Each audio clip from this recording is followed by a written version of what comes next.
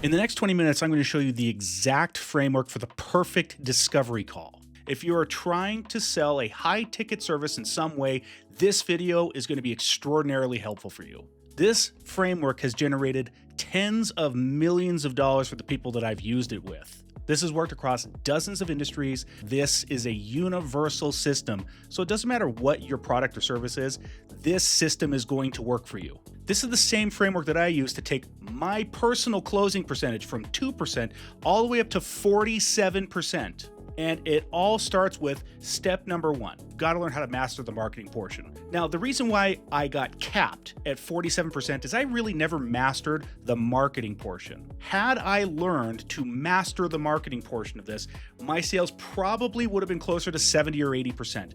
But I had to disqualify several people because I wasn't getting a lot of the right people on a discovery call. The biggest mistake that most entrepreneurs make happens before the call even starts. Only a qualified prospect should ever be in front of you on a discovery call. Anybody else, you shouldn't even be spending the time with. Your marketing should be filtering those people out. Like I said, this is something that I never really mastered. I mastered the dialogue, and anytime I got somebody in front of me who was a good, qualified prospect, I closed them on a one-call close almost every single time. I want you to think about it this way. You are a specialist, and there are things that you do better than anybody else. So you should only be spending your time with people who need the service you have to offer. This is very much like a heart surgeon.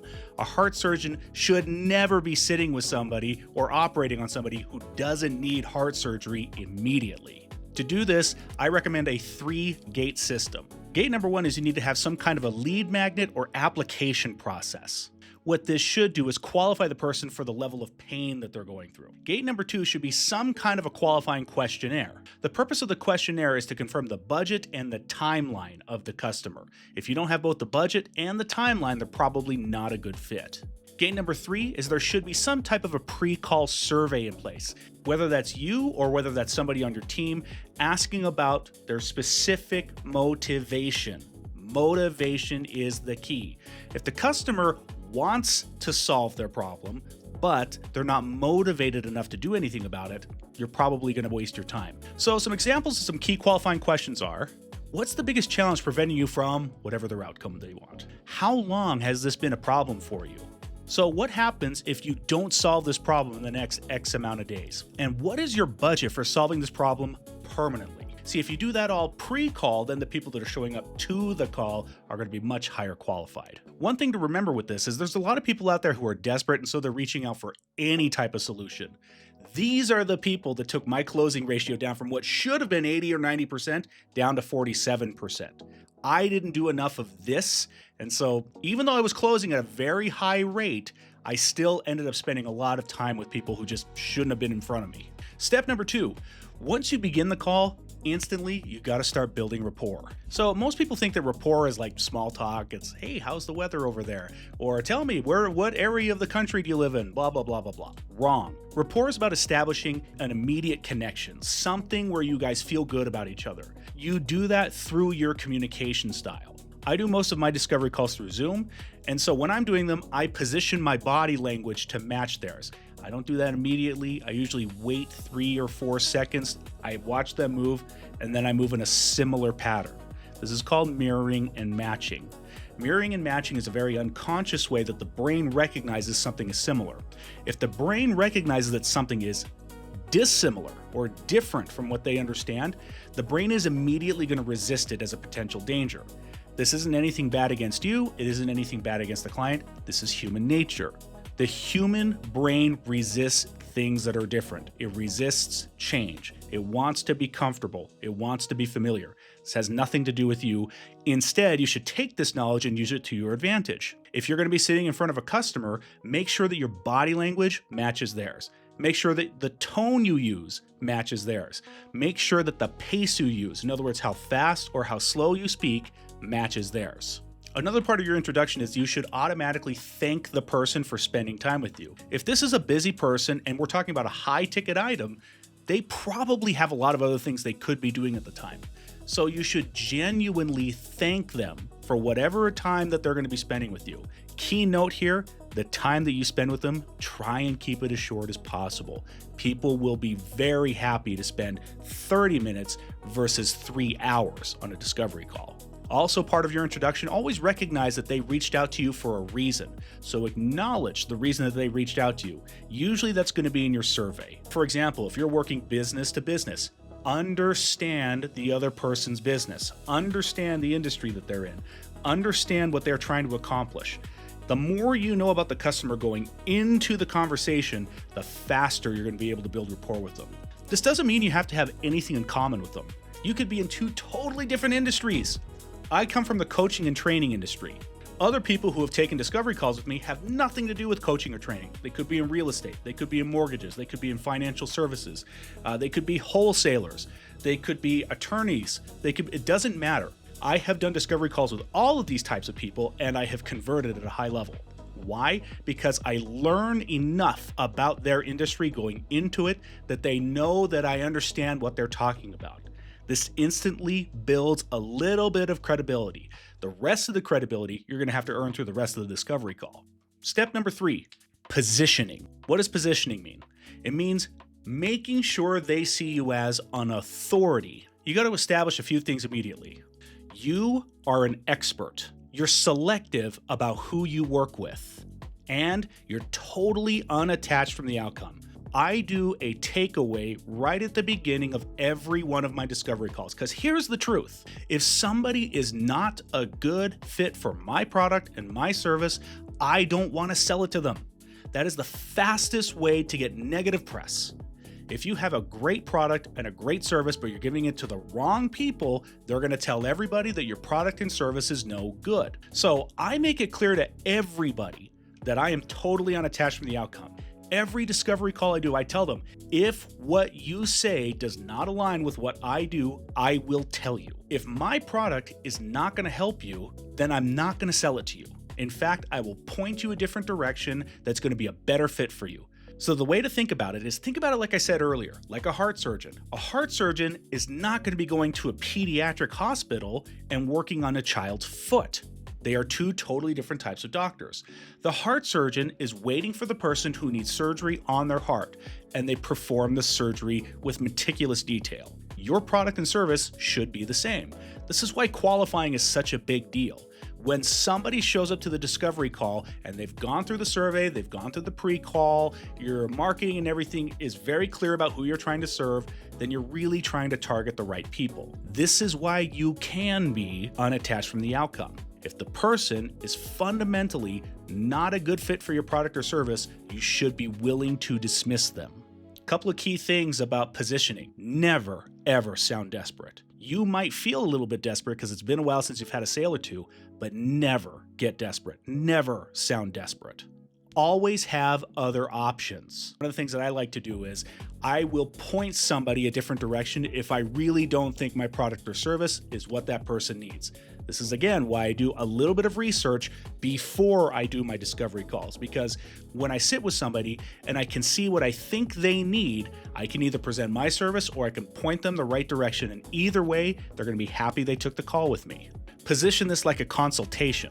This is not a sales call. You're not going to treat it like a sales call. You're treating it like a consultation.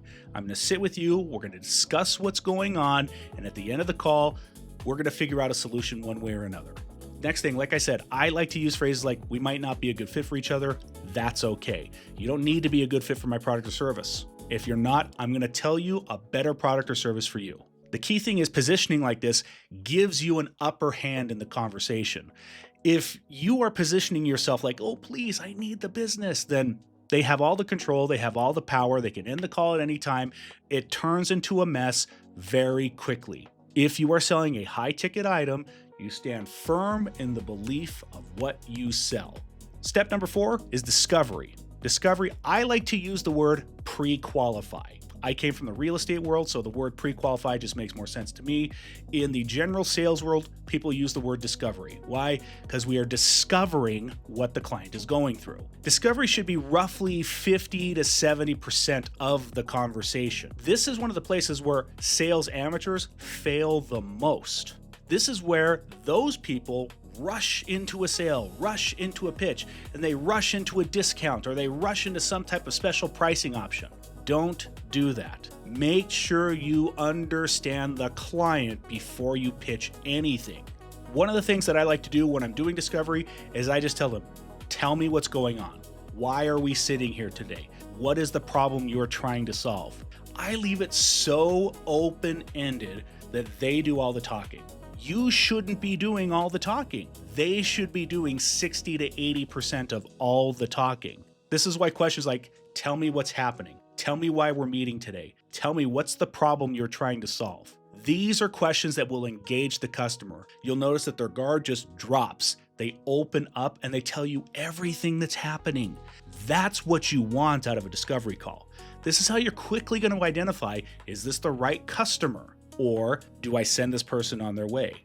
Also, part of discovery is we want to amplify the problems that they're experiencing. What is this costing you? If nothing changes over the next 12 months, where are you going to be? How much money are you losing because of this? So over the course of 12 months, how much total lost revenue is that? The key thing you're trying to do here is they're trying to expose what's really happening. A lot of people on a discovery call, they're guarded. They don't want to tell you everything because they know if they give you everything, you got them. And the truth is that's not the intention of the call.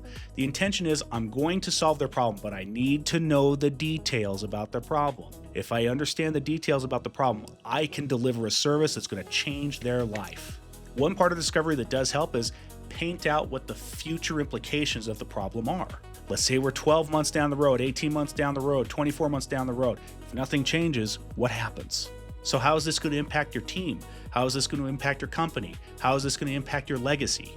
So tell me, what opportunities are you missing because this problem is standing in the way? There's other ways to determine the urgency level. A lot of times you can pick up their urgency just by listening very carefully to their tone, to listening how fast they speak, listening to how many deep sighs they take. Especially if you're doing a call on Zoom, you can see a lot of it in their facial expressions. If you still need to determine their urgency, you can ask questions like, on a scale of 1 to 10, how important is this to solve? What needs to happen in order for you to take action?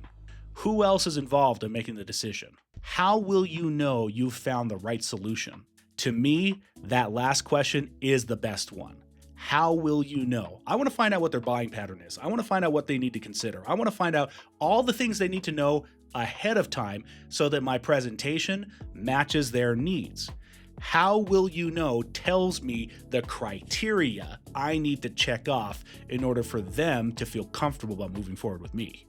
Even if you do a survey or a pre-call ahead of time, you're still going to need to find out their budget because, let's be honest, a lot of people on a survey or on some type of an application, they'll kind of fudge the numbers a little bit, and then you get on a discovery call and all of a sudden, well, wouldn't you know it, they can't afford it. One way to do that is by asking the magic wand question. If I could wave a magic wand and make all the problems go away today, how much would that be worth to you? Then they're going to tell you how much money they would be willing to spend right there and then on fixing the problem for good. And if they're like, well, I want to keep it conservative, and they're not telling you a lot of times that means we may have broken rapport a little bit. We break rapport, we go back to mirroring and matching, go back to asking questions. Once they talk a lot, the rapport comes back up. You also want to make sure during your discovery you find out what is their timeline. How do you do that? You just ask, how soon do you need the problem to go away? What is your ideal timeline in order for this to be fixed? If we wait another 6 months, what's going to happen? The bottom line is this. Inside of the discovery, you need to find out all of the information about the client. You need to find out whether they really need the service or not, what they're willing to do to get there, what they're willing to pay in order to get there. If during the discovery phase you find out there's no way this person is buying, send them on their way. Don't waste their time. At the same time, don't just make sweeping judgments about everybody. If somebody says this one word, then blah, it means they're not qualified. It's not 100% true. There is nuance to every conversation. The biggest thing about discovery is listening. If you learn to listen, you can identify the problems and present a solution. You have to learn to listen. This is why 60 to 80% of the conversation should be the customer telling you what's going on. Part number 5 of the perfect discovery call, you have to introduce problem awareness. What does that mean? You have to make them aware of what the problems are. In this portion, you're going to introduce a little bit of complexity. This is where you can educate the customer on what the problem really means, where it really stems from. Part of this is to make the problem much bigger than what they really think it is. And you do what I call the iceberg theory. That's where you take their problem and you introduce your problem here is just a symptom of blank, the bigger problem. And in my 20 years of experience, then you can outline where you have expertise. It usually means one of blank things, blah, blah, blah, blah, blah, blah, blah. So I used to sell coaching and training to real estate agents. And one of the things that they would do is they would say, I'm just not getting listing contracts signed. So I'd say, okay, let's take a look at the issue. That is a symptom of several different issues. One, they might not be qualifying their leads. Two, they might not be doing a strong presentation.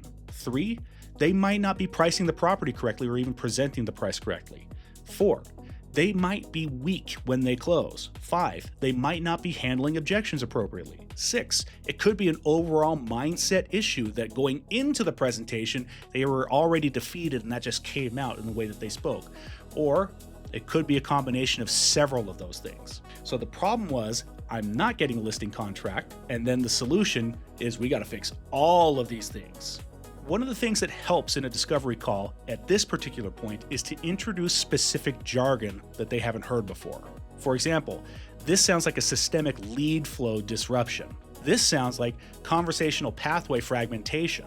This seems to be a scalability infrastructure gap. So once you do that, you can really scale the problem into something bigger. Now, after you've introduced some jargon, what you can do is then give some type of an example to show them what the problem really is. For example, this is kind of like a doctor trying to put a Band-Aid over a back injury. The Band-Aid's nice, but the back injury is the issue. The key thing here is you got to make them realize that the problem is bigger than they think.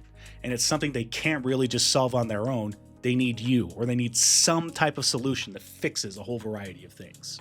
Number 6 is the bridge. In this case, you want to keep it very short, very simple, very powerful. What you're going to do is connect whatever the problem is to solution. Here's an example. Based on what you're saying, if you could fix A, B, C, D, then your revenue could go up to whatever their goal was. Am I hearing that correctly? The purpose of the bridge is just to connect. Remember, the bridge isn't a long thing, but it does need to happen. Step number 7, solution awareness. Solution awareness is where you map out the perfect solution for them. Now, solution awareness isn't just let me present my product, is let me define what a solution is. What things are going to fix their specific problems? So what I would do is after the bridge, if you can fix A, B, and C, then your business is going to go to blank. Am I hearing that correctly? Yes. Once I got that yes, I say, okay, what you need is something that fixes this, something that fixes this, something that fixes this. And I would go through a checklist of your solution needs to be able to do this, it needs to be able to do that, it needs to be able to do this, it needs to do it in this amount of time, and it needs to do it this way. By doing that and clearly defining what a solution is and what a solution needs to have inside of it, you have now changed the rules of the game. They were thinking, I need this one simple product or service. Now you're saying you need a clearly defined response to all these issues that you shared with me. Then afterward you say, does that cover everything? What you're doing there is getting some form of agreement. Yes, if it does A, B, C, D, E, F, if it does all of those things, that's the solution I want. That's the key thing there, is get them to agree that that's what they want in a solution. Step number 8 is your product or service. Now it's time to present what it is you do differently than everybody else. Consider your product or service the perfect match. We know what the problem is. We know what the solution needs. My product has all of the things on your checklist. This is where you can say something like, the reason why most solutions fail is because they don't really address blank, whatever the real gap is that you discovered with them. That's why I developed blank, whatever the name of your product or service is. This is the only system that has A, B, C, D, E, and all of the things on their checklist. Once you have said, my product, my service delivers all the things on your checklist, this is a great time for storytelling. One of the most impactful ways to sell anybody is to talk about a client who had a similar situation. What I used to do was have several stories. I didn't make them up. I had several stories of people who had worked with me and they had seen massive changes in their business. Every one of those people, I'd say, you remind me of Allison, or I'd say, you remind me of my friend Kelly, or I'd say, you remind me of my friend Katrina. Whoever it was, I would share with them a specific person I worked with. I would describe their situation, how it was the same, and then once they worked with me, what happened to their business. The key thing about storytelling is that it has to focus on the results, not the process. The process is not what's going to sell anybody.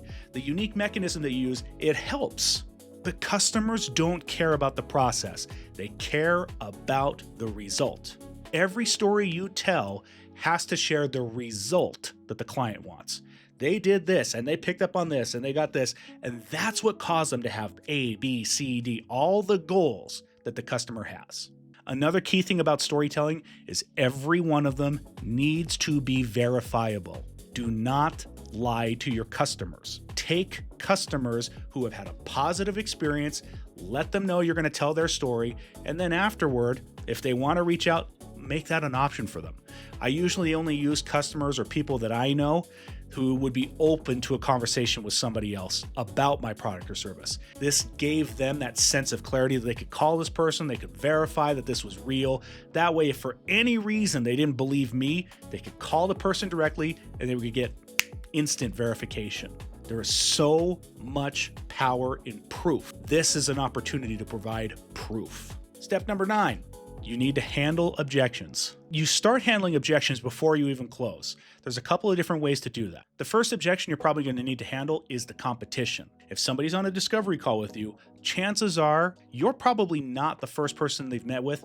You might not be the last person they met with. They're doing their research. Bring up the elephant in the room before they do. This shows a level of confidence you have that they weren't expecting.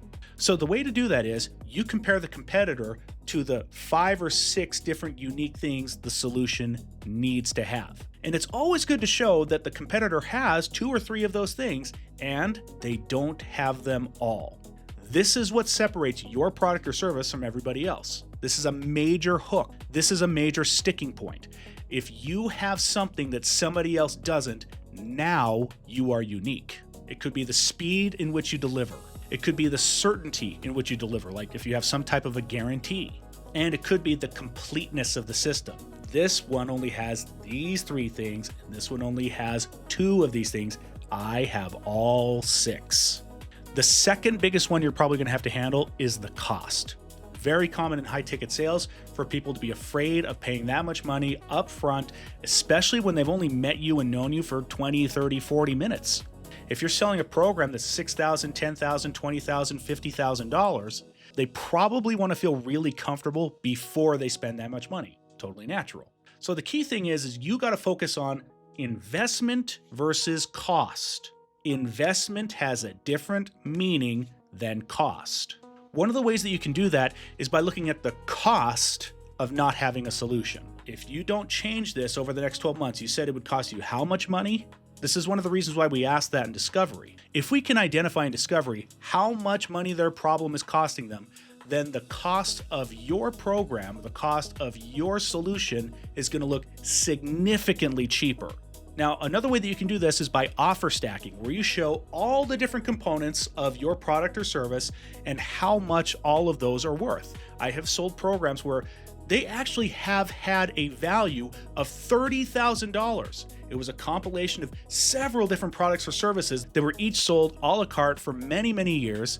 And if you added the combined total of all those, the cost was 30 grand. Then if you bought the whole package together, the cost was only 6. That makes it very attractive for a customer to realize this is $30,000 worth of value into $6,000. The cost of my pain is $150,000, which means $30,000 would be worth it, and then the cost of this is only $6,000. All of a sudden, the optics of the investment of your product or service become very attractive. Then you can use lines like, when you look at the investment, is it worth $6,000 to make an additional $150,000 over the next 12 months? Any logical business person would say yes. Now, what you can really do here is really turn the screws a little bit and up the urgency. Every day you wait is another day you're delaying that $150,000 loss. How long do you want to keep losing $150,000 a year? Little questions like that really amplify and change the meaning of everything. Now, the next step is the close. Notice how far we've gotten down in the close. I didn't close at the beginning. I didn't close in the middle. We get all the way down to the end where we've already handled a couple of objections. Then you close. Your closing should be confident. It should be assumptive because you're solving a problem and you're doing it in a very valuable way, in a way that's going to save them tens of thousands or hundreds of thousands of dollars. One of the ways I like to ask is this the solution you're looking for? The second they say yes, then I say, great, let's move forward. And I get them to fill out whatever contract or whatever payment information right there, right then. Do not give them the option to wait. One of the worst things that you can do at a close is say, well, what do you think? The second you say, what do you think? They have to think about it. Don't create that problem for yourself. Don't make it worse for yourself. Just tell them, let's move forward. Now, the next step, this is the tough one, is handling the real objections. If you're getting the competitor objection, that means you really didn't present that part correctly. There's something that the way you presented it that didn't resonate with them, therefore they're going to bring the competitor back up again. If it's the price, again, that means we didn't present the value of the program well enough, and so the price is something that's standing in front of them. Now, part of that could be a qualifying issue. You may have someone in front of you who doesn't really have the money, and we missed that during discovery, or we missed that during our survey. If that's the case, there's not much you can do. The biggest objection in any discovery call for any company that I've ever trained or ever worked with is, I need to think about it. So when you hear somebody say, I need to think about it, it usually means something else. It's not that they really need to think about it, it's that we didn't do something. One of the key things to becoming a top salesperson is owning the responsibility of the results of the call. So here's what I did is when I started getting, I need to think about it a lot, I started breaking down what was the real issue. Here's what I found. One of the things I used to do wrong is I gave way too much information. I explained every meticulous detail about my product or service. What I was doing was creating information overload. When somebody needs to know one or two things and you give them 20, you gave them too much information. You've cluttered their mind. Now they go, well, I got to look at all this stuff now. And you created the objection without even knowing it. The next reason why is they're not emotionally engaged. What does that mean? That means that the way that you presented the product did not really connect with them. Something in the way that you presented either the problem or the solution or the product itself, it didn't connect. And so they go, well, I got to kind of put these pieces together. What it means is you probably need to restructure your script. And the truth is, you'll probably have to do that a number of times before we can figure out what is the pathway I can take most people down. Another major one is just decision paralysis. There's a lot of people who are just scared to make a decision. I mean, think about this for a second. In a discovery call, you're really only talking to someone for 10, 20, 30 minutes. Sometimes it's longer. Sometimes you're 45 to an hour and a half. That's not a lot of time. Somebody who just barely met you, you're asking them for a credit card for $1,000, $10,000, $20,000. If you're expecting them to pay that much money that quickly and your presentation has any form of weakness in it, they're going to need to think about it. One of the things you can do is if somebody just doesn't know how to make a decision, we just ask a couple of simple questions. A, does this solve your problem? B, does it solve your problem in the time that you want? C, do you have access to the funds right now? Yes? Then we should move forward. Something as simple as that helps the person make the decision. When I need to think about it comes up, it's because something we are saying isn't landing. Now, the next thing you need to do is take note of all the most common responses you get. Some of the ones that I hear a lot are, it's too expensive. Again, that's a value proposition problem. I need to talk to blah, whether that's a business partner or a spouse or something like that. A lot of times that's a smokescreen. They're just saying that because they can say that. If they really need to talk to a spouse or a partner, what I found is really effective, and this is really bold. I'm not saying you have to do this. I did this because I was really bold. I would say, call them right now. I'd say, let's get them on the call. Now, again, a lot of that should have been handled in your pre-screening. We should have found out who are all the decision makers, and we shouldn't be doing a presentation in front of anybody who's not the decision maker. So if they pass the decision maker test, then at the end they say, I need to talk to somebody else, then either A, they're not really the decision maker, or B, they're using it as an excuse to weasel out of the call. Another common one is the timing isn't right. Something like, I need to wait for, enter excuse here, in order for me to move forward. Typically, again, that should have been caught during qualifying if it's real. If you didn't catch it during pre-qualifying, there's something in your pre-qualifying you need to do in order to find that out. Or, what is very common is, That is also an excuse. They just don't want to make a decision right now, which is fine. What you should be doing for all the most common objections is write down what they are, listen back to the calls and find out what caused them, and then come up with a couple of bulletproof responses. This may take a few iterations, this may take a few attempts, and that's okay. The key thing there is you're coming up with responses that work. Now, once you've come up with some responses that work, we go back into our script and we tweak our script little by little by little over time. That way, our script handles these objections, or our pre-qualifying handles these objections before you close and ask for the order. Again, the key thing with all this is it's one cohesive movement. Once you've done all of this, you've completed a discovery call. So what happens next? The next step is follow-up, or in other words, playing the long game. Bottom line is this: you're never going to convert 100% of people on a one-call close. It is not possible. You cannot account for every type of decision maker on the planet. You can't account for everything that's included in everybody's decision-making process. You can't. So there's always going to be some people who do need to wait. The truth is, most top producers became top producers through strong follow-up. It wasn't through one-call closes. The one-call closes happened little by little through time, but most of them learned to make money through follow-up. Now, in today's day and age, follow-up becomes 10 times easier because we have automations, we have AI, we have multiple tools at our disposal. So the key thing for follow-up is don't just use one mode. Instead, use several different tactics to get a hold of the customer and get the sale completed. One of the things that I like to do is immediately after discovery call that went well, but they didn't buy, I would send an email thanking them for their time, reminding them of the problem, and then letting them know I will be in touch soon. One of the key things about follow-up is don't make it about you. Stop doing the thing where you say, hey, I'm just checking in. Stop doing the thing where it's like, hey, I just wanted to follow up. Instead, one of the things I like to do is send a video text. The video text is me telling a story to them about a customer who was similar. Hey Bob, it's Mike. I know we spoke the other day. I just got off the phone with a friend of mine and they said, blah, you tell the story. It reminded me of you and I wanted to help you solve the same problem. Give me a call back when you have a minute. It's about solving the customer's problem. It's not about, hey, I just wanted to follow up with you. You're not putting pressure on them. You're not trying to make them feel like you're desperate for the sale.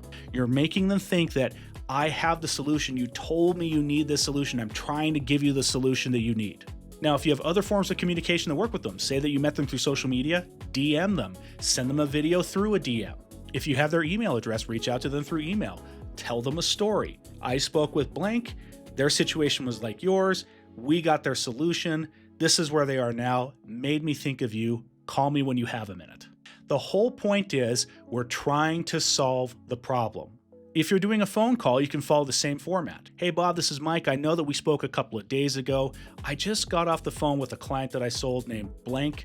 They had a problem very similar to yours. Then you outline the problem. They just called me back and they told me, and then you talk about the solutions that they got and what that did for their business. Anyway, Bob, it reminded me of you and I want to know if you're ready to move forward and do the same thing. Something similar like that makes an impact to people.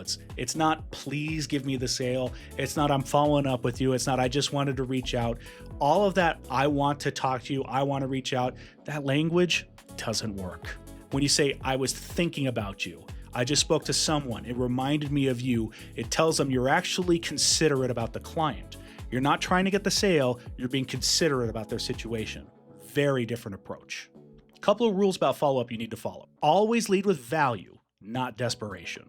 Reference their specific situation that they're in. Use multiple forms of communication channels. Don't limit yourself to just one. Tell stories that mirror the client's circumstances. Create urgency through scarcity. If you sign up now, I'm going to give you this, I'm going to give you this, I'm going to give you this, whatever specific bonuses or extras that you can give them. So let's wrap this all up. The perfect discovery call isn't about manipulation. It's about serving your client at such a high level that buying from you is the obvious next step. Here are some key success principles. Preparation beats improvisation. You should know your script very well, but you should be very conversational and be very willing to go off script and bring people back on script. Questions are far more powerful than statements. Remember, the person who's asking the questions controls the tone of the call. Emotion creates decisions. Logic creates thinking. Connect with their pain, connect with what's going to create value for them and sell that. Don't just sell a whole list of stuff that comes with your product or service. Confidence is contagious. If you speak with so much confidence about your product or service, they will believe it too. Practice will make you profitable. Record your calls, review your calls, track what's going well, track what's not going well, and fix the details so that your calls become bulletproof. So what do we do now? I want you to script out every section of your next discovery call. Practice and role play with colleagues or with friends. Record your next 10 calls and analyze them very carefully to see how well you're following this process. Refine your calls based on the communication that you received back. Track your conversion rates closely. If you're tracking them and you're following the process, you should see your conversion rates going up. Remember, every no gets you closer to the yes. If you like this video, remember to like, subscribe, comment, share this with everybody that you know who needs to learn how to do a discovery call. I promise your discovery calls are going to get better.